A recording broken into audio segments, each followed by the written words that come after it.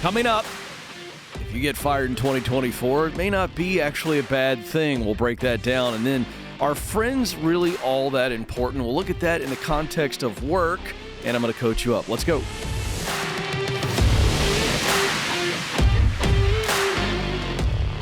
Helping you win in your work life so that you can win in other areas of your life. I'm here to help you see and reach your potential. I'm Ken. This is the Ken Coleman Show. Let's go.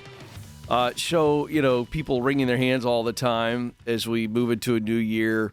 People thinking about moving on. People worried about getting fired. And, YouTube is always looking at these videos. What do I do if I get fired? Am I going to get fired? Am I going to get laid off? And all these things.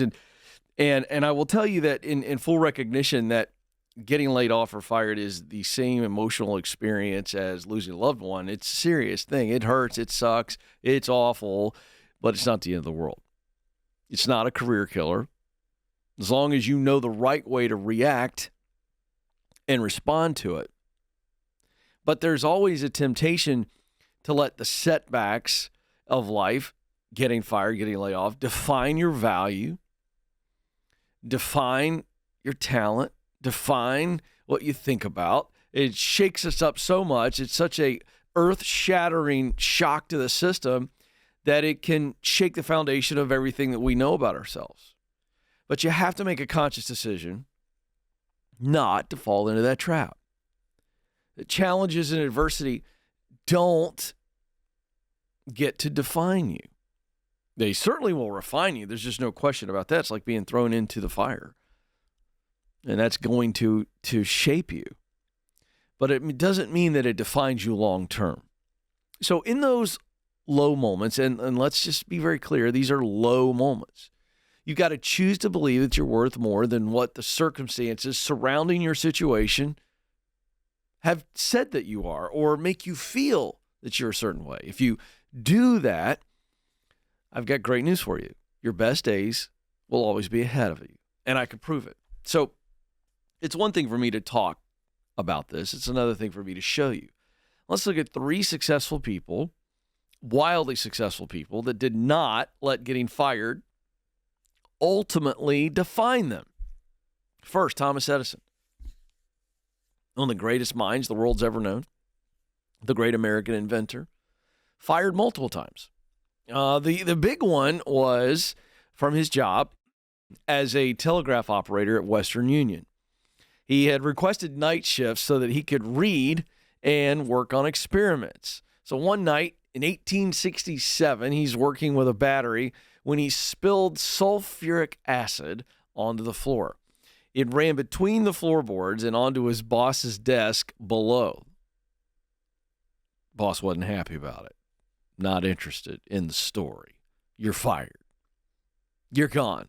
Clean out your desk and take your sulfuric acid with you. The next story is Anna Wintour, famed editor of the American magazine Vogue, and one of the biggest names in fashion, a true tastemaker. In 1975, she's working at Harper's Bazaar as a junior fashion editor, but she was fired after 9 months on the job because her shoots were called too edgy. So she was rocking the boat a little too much, a little outside of the box, if you will. The third example, Walt Disney. In 1919, Walt was fired from his job as a cartoonist at the Kansas City Star, the local newspaper. And this is the kind of stuff that I hope you really lock onto. This is what the editor said about Walt Disney. He said he lacked imagination, had no good ideas. Now, you kind of want to react to this, and you want to say, okay, what an idiot editor. Well, maybe he wasn't that creative at the time. We don't know. We weren't there. I don't share those stories to demonize the leaders who laid off or fired those famous people. That's really of no consequence to this lesson. I share their stories for you to see them as somebody like you. In other words, instead of demonizing their leader, I'm humanizing them. I was fired or laid off twice. One time was a corporate acquisition. I was a part of a balance sheet. I was a part of an executive team. They had their own executive team, and they didn't need us anymore. And so we were kindly told, hey, we don't need you anymore. And then once I was fired, a disagreement between me and my leader, didn't see things eye to eye. There was no big blow up. There was no, lobbing of insults and anger, but just didn't see eye to eye. And he surprised me one day and said, you're gone, in the middle of the day. It's terrifying. It's awful. Shakes you. But getting fired didn't make Edison, Winter, or Disney, or me damaged goods. If anything, it made us more valuable. It reveals grit. It reveals conviction. Many times, it takes what was a cloudy situation, and because of the extreme nature of clarity of you're not here anymore, you're done here, what it does is provide tremendous clarity about the future. And in all three of those cases, it revealed to them what it was they really wanted to focus on, why they wanted to focus on it.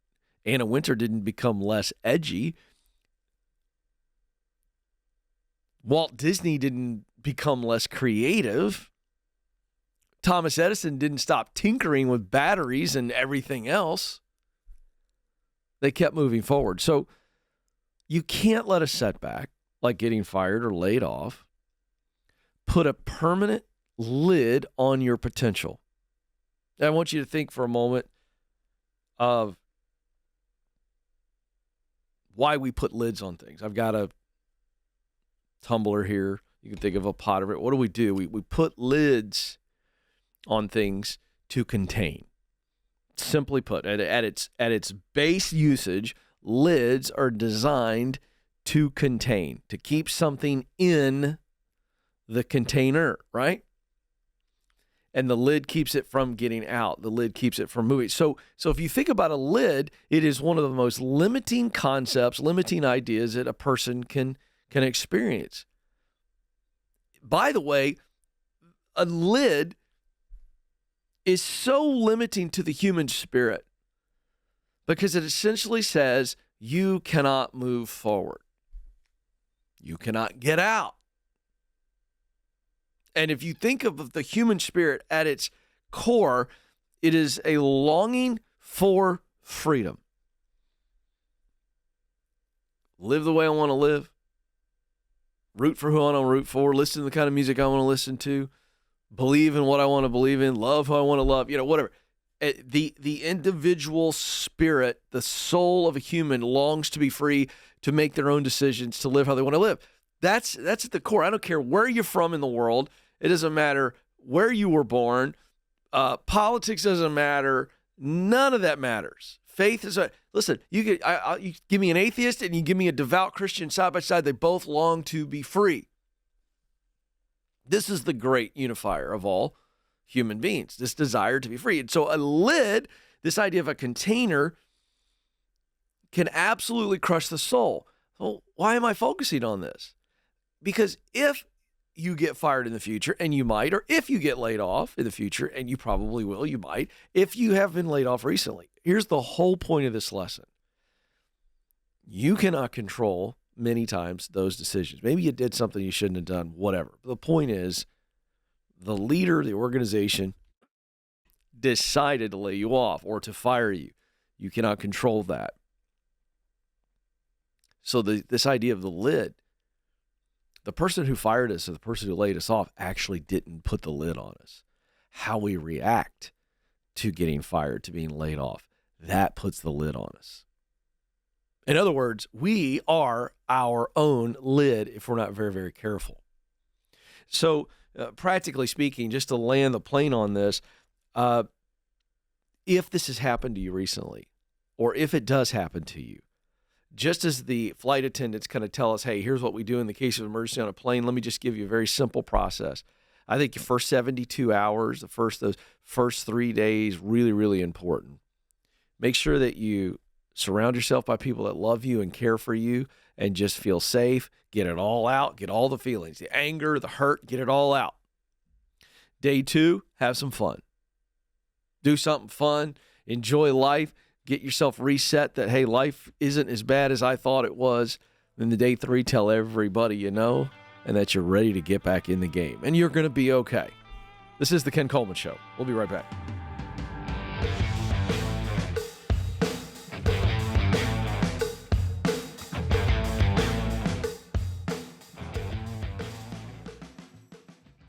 Hey folks, I want to tell you about one of our viewers, Nick.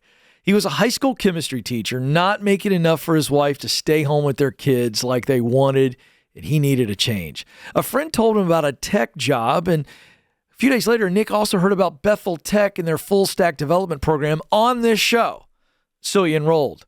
He got in, he crushed it, he got hired before he even finished, and now, ready for this, makes $20,000 more with opportunities to make up to $150,000. So, what does your life look like a year from now if you were to move into tech?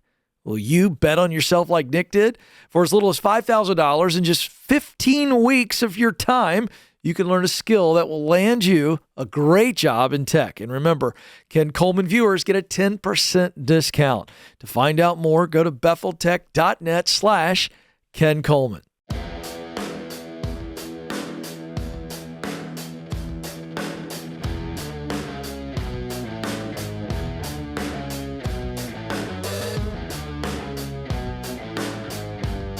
Welcome back to the Ken Coleman Show. All right, so we spend more time at work than we do anything else in our life, right? Most of us.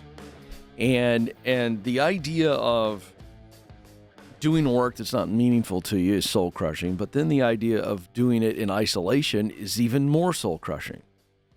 And yet there's this segment of people, and again, you don't want to get too hung up on things on social media, but there's a segment of people that are proudly brandishing the idea, talking about the idea that I don't want to have any friends at work. I want to come in, I want to do my gig, and I want to go home. And that sounds very pure and oh yeah, good focus, but it just doesn't make any sense. You are isolating yourself, and the data says that's not a good idea. But before I share the data, there's a fairly viral video the team brought to me, of a guy talking about this very thing. So we're going to watch this, and I may interrupt it here and comment on it. So here's a guy waxing on about friends at work, isolation, introversion, all the kind of things. Let's roll it. You know what I've noticed is that the older I get, the more introverted I become. I've always been kind of an introvert. I went out a bit. I had a couple friends that I would hang out with, and we would go to the bars and stuff like that. But man, I spent a whole bunch of time playing video games. Like online gaming became a thing, and I got really into that. As I got older, the online play became a little less. The outings with friends happened a little less, right? Because when you're in your mid-20s, like people have time then. When you start getting closer to 30, you hang out with people less. Usually you have a family, which occupies a lot of your time. You focus on that and you stop hanging out with your friends as much. And then if you don't have a family, most of your friends at this age, in your mid to late 30s, do have families. So they don't have time for you. And if you do have a family, you don't have time for them. And then your time becomes so much more valuable, and your time becomes so much more limited. And then you really start to pick and choose where you want to spend it. And I'm at a point in my life where I don't care to have friends. And it's weird because my wife is the complete opposite. Okay, now this is interesting for two reasons. One, I don't really believe that he believes that about himself, that he wants no friends at all. What I think is he doesn't want to go through the effort of being friendly, because in order to have friends, you must be a friend. That's what I think. I think this ultimately comes down to there are some preferences that are based on some fears, and I think this is unhealthy. Here's what's interesting. His wife's the complete opposite. She craves friendships. And so what's going to happen is this could become very imbalanced when the wife has friends outside of the marriage and presumably thriving, and he gets even more and more isolated, but he calls it introversion. And I think that's a little bit of a cop-out. She just has a huge circle of friends. She stays in touch with everyone. I'll tell you what, it's overrated. It's overrated. It's overrated. I see my wife always just in shambles trying to maintain connections and remember who she needs to call and whose birthday is when and like all that stuff. I don't want to do that. And I know some people are like, relationships are the most important thing. Friendships are the most important thing. You don't want to die old and alone and by yourself. You should spend time with your friends and family as much as you can. And I agree with that. I wanted to make this video because I think it's okay. Like, I don't think there's a problem. Okay, so he's a little bit all over the map here. After talking about how he doesn't want to do it, he then says, I agree that having friends is good. So I think it's very important when you watch videos like this, and there's no criticism at all here to this gentleman, at all. But, you know, some of you might feel the natural frustration as an introvert. Large gatherings, you know, sap people. I get that, but you can't make being an introvert an excuse to withdraw, because the act of being in relationship and being in friendship does require a two-way street. And again, this is not criticism, but this is borderline blatant selfishness. And what I mean by that is he's not being selfish with his friends. But he's so focused and so self-focused here that the very idea of relating with people irritates him. You could see a real irritation. I think a lot of people like this guy. And again, he can choose to live his life however he wants. I just think if you're going to watch a video like this, you've got to make sure you catch everything he says and not just focus on him poo-pooing being a friend and having friends. Because he says, in one breath, I don't want to do it. I don't have time for it. I don't need it, but I realize it's good for me. It's like saying, I don't need vegetables in my life.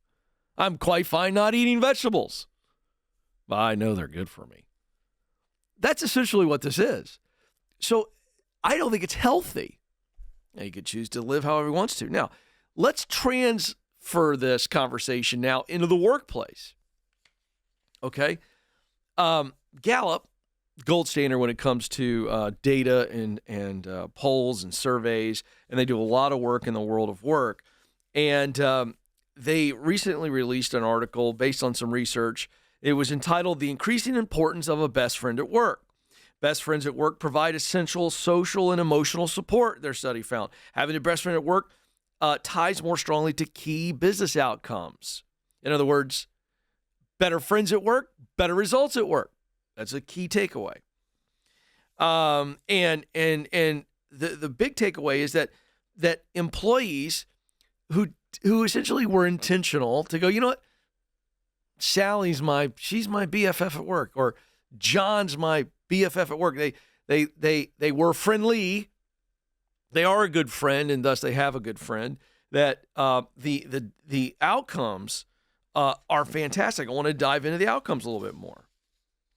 Employees who have a best friend at work. Now again, let me say this. It doesn't mean that your bestie, Sally and John, at work is your bestie in your life. It doesn't mean you have to hang out with them and go on vacation with them, because that's the pushback with a lot of people, and I get that. Okay, I don't go on vacation with people that I work with either. It's not intentional not to, but I get it.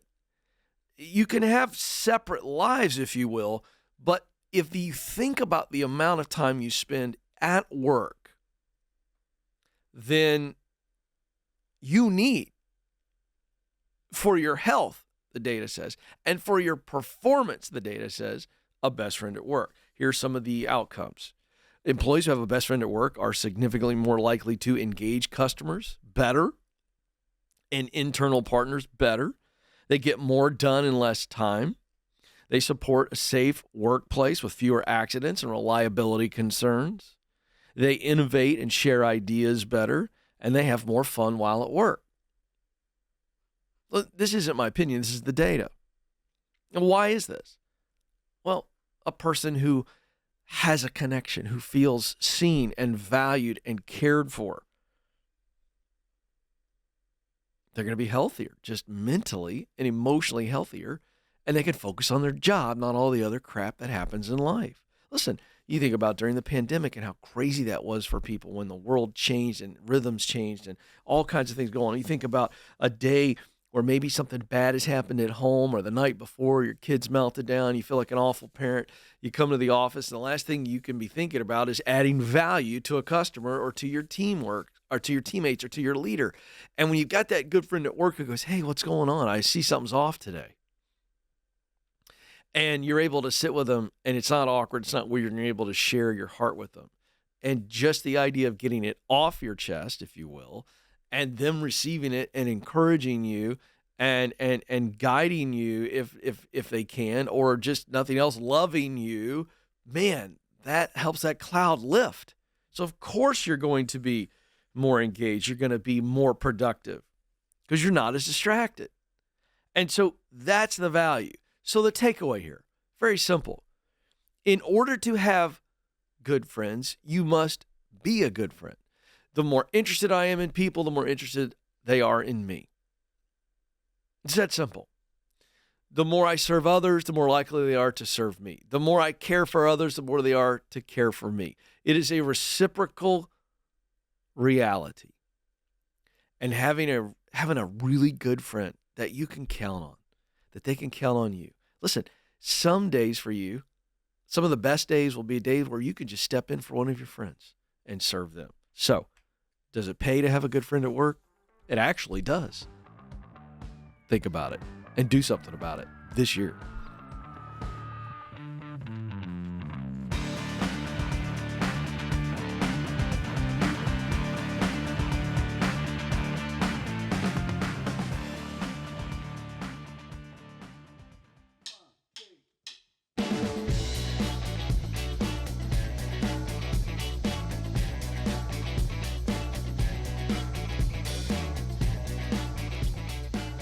Welcome back to the Ken Coleman Show.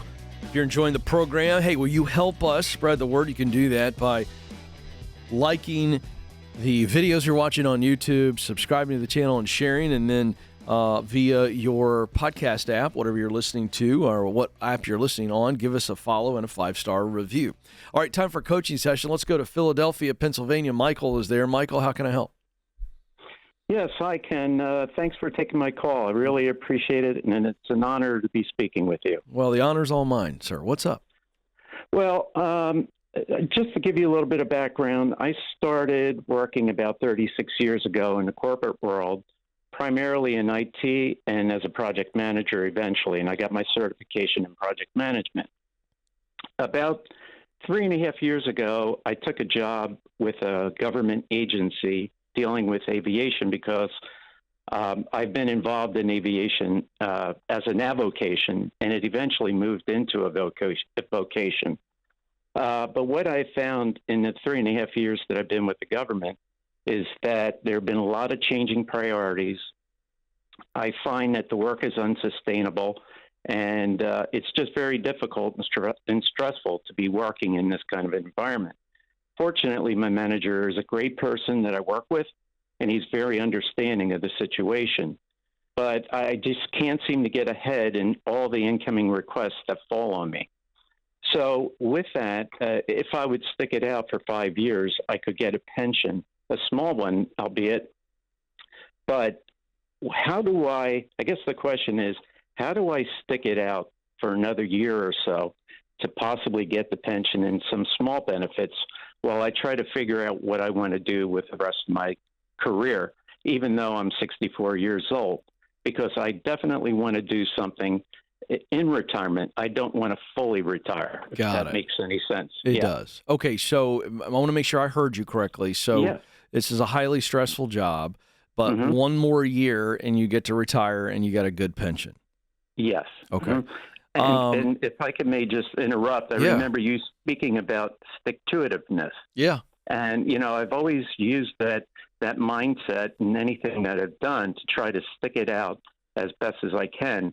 But the stress is unbelievable at times, and I just have to figure out how to handle it to try to get to the finish line. Yeah. So let's talk about that. Let's see if that is something we can handle. because the stress, we don't want to take that lightly. That has obviously negative emotional and physical impact on you. When you said the stress is unbelievable at times, is there a rhythm? Is there an average, when we see that stress spike? Yeah. It really spikes when I walk in the door and everybody is pouncing on me and saying, "Hey, Mike, I need you to do this. Hey, Mike, I need you to do that." And I don't even get a chance sometimes even open up my computer and just get acclimated when these things are happening. Like what kind of things are we talking about? Documents that need to be signed. I do a lot of work with air operators, charter operators. So I have a lot of responsibility to make sure that things are in place, that the paperwork is in place for them to continue to fly. And so I get a lot of requests that come in asking me to do this and do that. But then we also have other things that are unexpected. And then you have to change your hat. You have to put on a different hat. So is this the nature of the industry or the work you're doing, or is this and I guess, is there also probably a better process for this? There could be a better process for it. Who's in charge of that? Oh, much higher up. And that's always been sort of my, if I would use the word complaint, that things don't get smoothed out. First of all, we're very, very short-staffed. Okay. And that's a problem in the industry in general, in aviation. Yeah. Yeah. Because here's what I'm trying to figure out is what can we do over the next 12 months so when you walk in the door and it's just boom, and it's not this way every day, or it is? No, not every day. Yeah. So that's the good news. So now I'm going, all right, it's not this way every day. Mm-hmm. So that's good news. So what's happening on the days when it is happening? What's causing this? And I almost wonder if you can't, if I were sitting in your office right now, my guess is if we were on a whiteboard that you could solution out the process. You could probably, because you're the guy who's dealing with it.